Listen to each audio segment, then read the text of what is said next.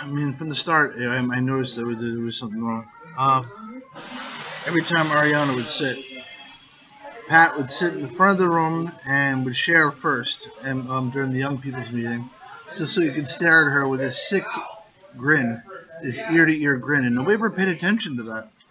Not to mention, I mean, one time he goes, "No, you're the reason why this meeting is a great place to be." I mean, every hint he would lay it on pretty thick and lay it on pretty thick, like he has a crush on her. And it was just what started off as a harmless crush quickly turned into an obsession. He was willing to get angry with anybody that even smiled at her or befriended her. Um, a lot of guys had a crush on her. I mean, why not? What wasn't there to like? However, she had problems all of her own. Those were none of my business personally, and I had no interest in her in that way at all. Anywho, what happened was is I wasn't even aware of how you know socially much I was being. You know that guy, nice guy, trendy dresser, but socially he's a bit much. He doesn't mean to be. He just lacks the proper social skills. That was me. I didn't realize how uncomfortable I was making her. On the surface, I was just trying to make a friend. That's it. I was not aware of my actions at all. Eventually, she said, "I'm sorry, Brian, but I don't want you talking to me anymore." And I listened. That hurt, because I considered her a friend.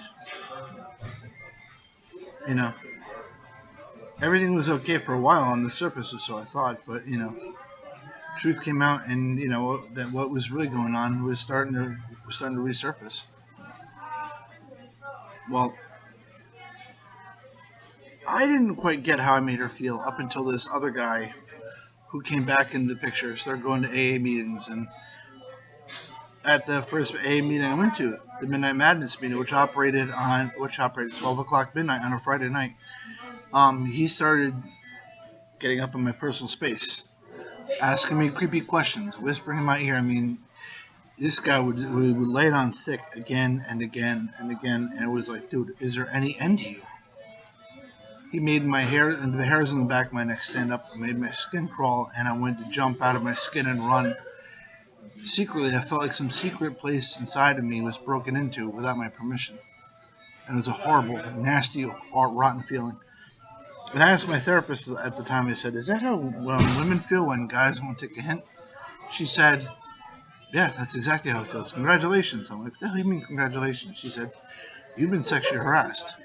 And I said, "That's sexual harassment?" She said, "Yeah." I said, "What the hell keeps you from not murdering every asshole that does that?" She said, "Brian, we just learned to deal with it. Because every woman on the planet would be in prison if we got mad at every guy who did that. There's not much we can do."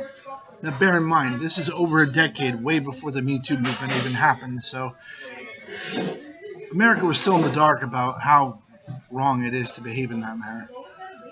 Anyway, I finally realized that's how I made her feel. And I confided in Pat. This is before I finally realized the monster that Pat is. And I said, "I feel like I have this need to apologize to her face to face." He's like, and he just got nearly defensive like a freaking lunatic. He's like, "It's not bothering you that you're not in each other's lives, is it?" Exactly like that.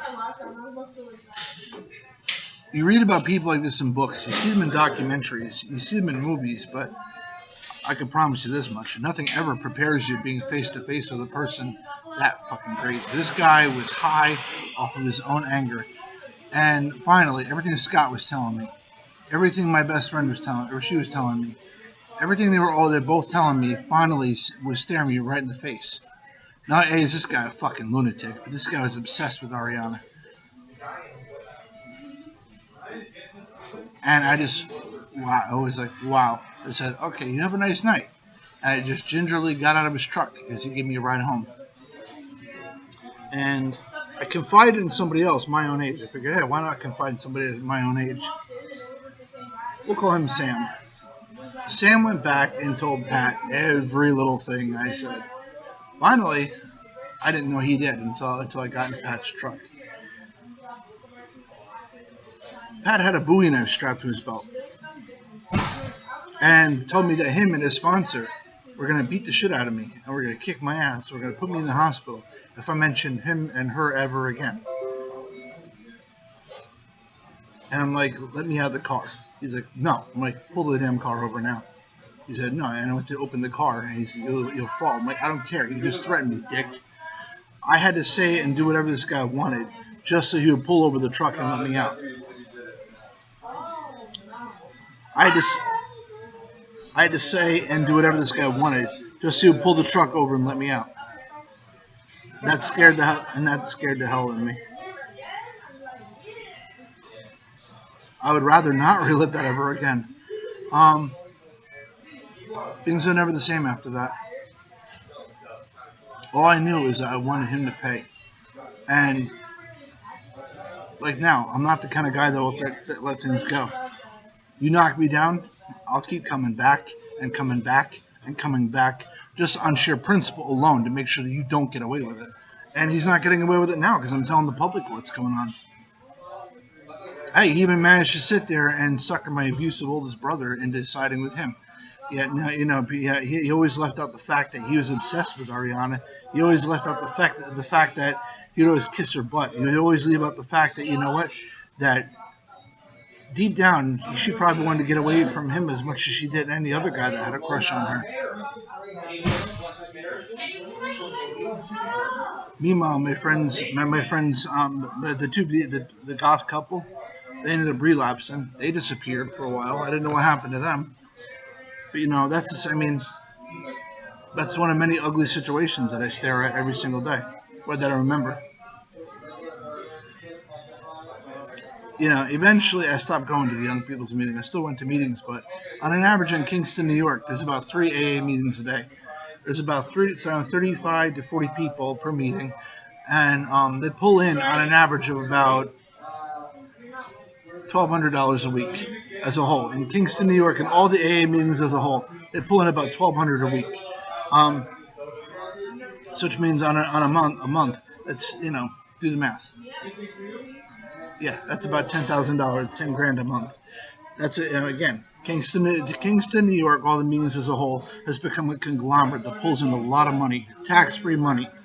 One of the things that people I always shocked about every time I went to a meeting is that I always noticed that tons of married men who would show up there with a change of clothes in the back seat of their car and a bottle of cologne.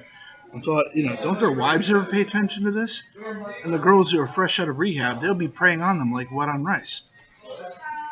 And then they called them fresh meat. They called it, the meat market's arrived. That's girls who are living in a halfway house or living in a rehab program or going to day treatment for trying to legally, basically an alternative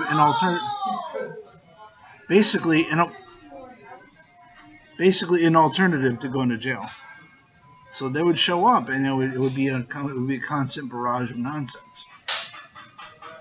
No matter what you did on a daily basis, this is what we had to face.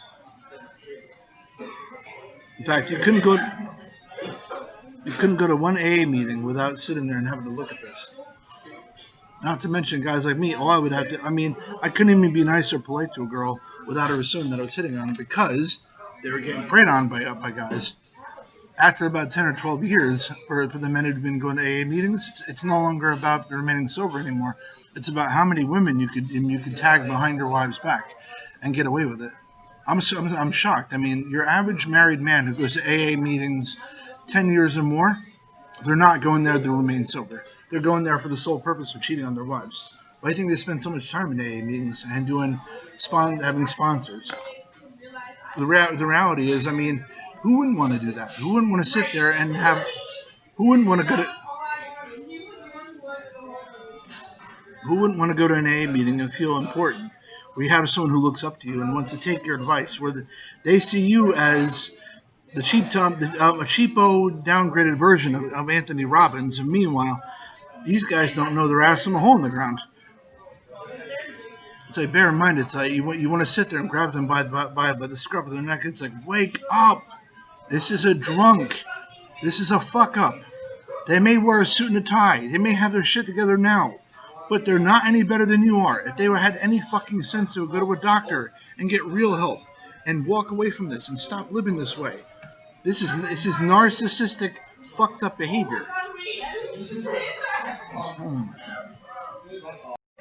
I mean, why wouldn't you want to sit there and do it? I mean, you could live the lifestyle of a mobster, minus the money laundering, the murder, and all that stuff. There was strong arming, though. It's easy. You find a guy who got between you. You find a guy that got between you and the girl you wanted to take advantage. You just simply threaten him or run his name through the dirt and let everyone think he's a rapist, which is exactly what they did to me. I couldn't walk into a meeting after that the whole Pat and Ariana thing without everybody assuming that I was this piece of shit rapist. Either way, my world is not very fun. I tried to make the best. They say work the program, stick with the winners. It's like, I mean, I thought I was helping myself. The further I got in, the further I did not realize how much of the Kool-Aid I was actually drinking. So no matter what, things just got out of control real fast. Then there was the GSR meetings, the General Service Representatives, basically like AA's version of a congressman. Each and every person has a GSR from a specific AA meeting that meets once a week in the Ulster County area. I was the alternate GSR for the Midnight Madness meeting. So me, Ariana, and Priscilla are sitting there at the GSR meeting at the Ulster County Community College, and we are sitting in a room full of all full of people who all thought they were right. Each and every one of them had their overexerted or exaggerated opinion on whatever they wanted to talk about. And these are the deciding voices who voted on every major decision in Alcoholics Anonymous in the Ulster County region. Wow. And if you heard a lot of their stories, a lot of these people are no qualified to vote on any decisions no more than an ex-con. In fact, some of them were ex-cons. I mean, let's face it. It was an outdated system designed for people that were white-collar alcoholics. And meanwhile, the majority of people in Alcoholics Anonymous are not white-collar alcoholics. The majority of them have been to prison. The majority of them have screwed up. So no matter what, it's like these people were making major decisions and not considering the reality of the very modern problems that were facing AA and that are still facing AA. And no matter what, it was an outdated system that needed to change. It needed to be fixed. Within time, my court case. I mean, I remember one time, my the mother of my kids, during that time period, left me. Lost parental rights to my kids. And on the day that that I had to sign that piece of paper, as I'm leaving the courthouse, Ariana walks out of an office and gives me a dirty look and crosses the street. And meanwhile, only 5 minutes before she did that, I just lost parental rights to both of my kids. After that, I floundered. I tried my best to cope with everything around me. I went from apartment to apartment, trying my best to make trying to make the best of things. And nothing seemed to get better. It just got worse. Either way, I celebrated a year sober. That was okay. I tried. Like I said, I tried making the best of it. It did not go well at all. I never did. No matter what I did, I tried to make the best of AA as much as I could. So did my friends Mike and Jen, the goth couple I originally told you about. They came in and out. Jen and Mike were still together. She moved in with her aunt out in Seattle. Mike started cheating on her. Eventually, those two broke up. Jen relapsed again and floundered around. Ariana stopped going to the young people's meeting also. She did her own thing. And every time I ran into her, saw her from a distance, it was always, give me a dirty look. Look at me like I was this rapist. And meanwhile, I never once did anything remotely close to that toward her. I acted socially awkward. That's about it. I didn't mean to make her uncomfortable. No matter what I did, it was like that was always the case, and it hurt. In hindsight, I was torturing myself. I've been drinking the Kool-Aid. I basically was co-signing and enabling these people to be verbally and emotionally abusive toward me and to treat me like shit. And not once did I ever hit on a girl in AA. That wasn't my way. I was even when I met my ex-fiance, things were rough. I mean, but if you look at it, like I said, AA is a conglomerate that pulls in lots and lots and lots of money. that pulls in billions of dollars in tax-free money every year, and they don't actually help people at all. um, the young people's meeting got worse. More and more older people start going there.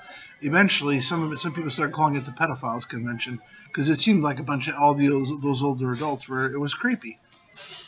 It was which young girl that was barely 18 or of college age could some guy who was in his 40s and 50s try and have sex with today? Which guy could try and go for it today? Which guy could do this? Which guy could do that? It was sick. And that was the case for the longest time.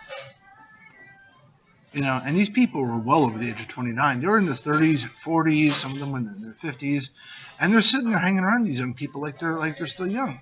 Either A, they were there to live vicariously through the young people, or B, they're there to try and get laid. And it went on like that for the longest time. Either way, no matter what, it was a no-win situation, no matter what we did.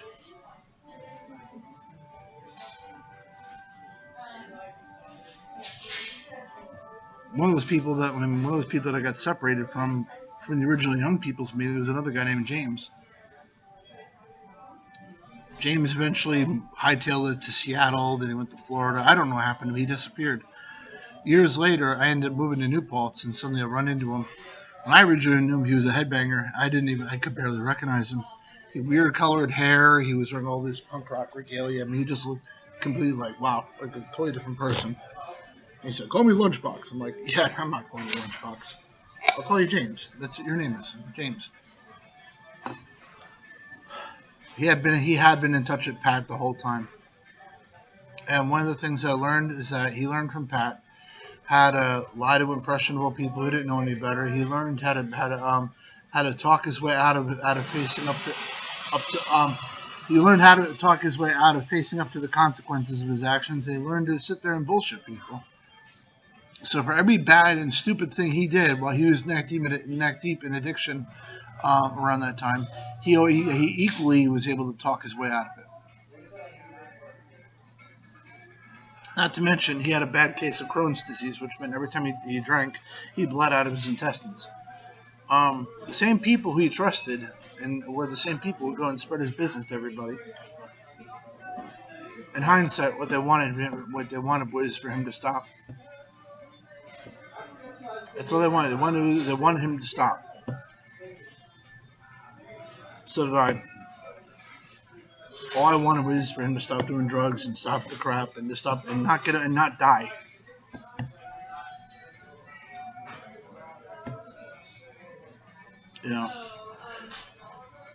Within time, everything imploded.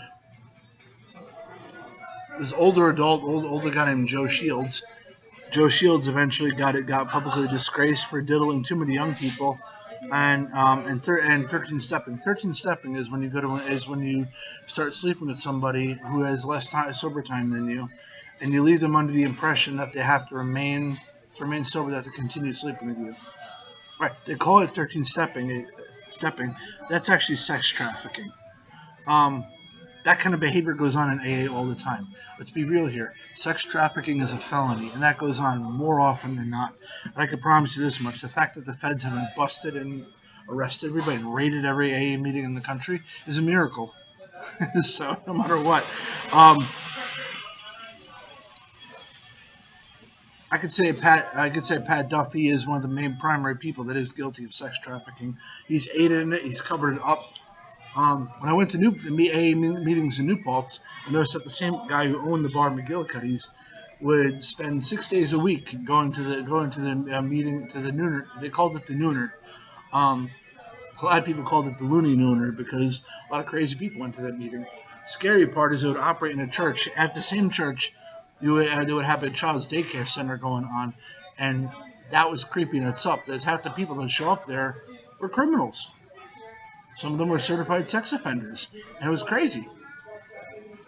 A lot of guys, it was the same thing with the 13 stepping. Men would try and bait younger girls into sex. It was all but here's the sick part. There would be women with time under their belt there who would be there to sit there and groom the young girls and to take away their ability to think for themselves. They would take away critical thinking skills. And basically, they would gear them up and set them up to be passed around from guy to guy to guy to guy to guy. And it would go on all the time. And meanwhile, the sick part about it is, like I said, this would go on, and you, the public, would blindly buy into it and not really pay attention to it.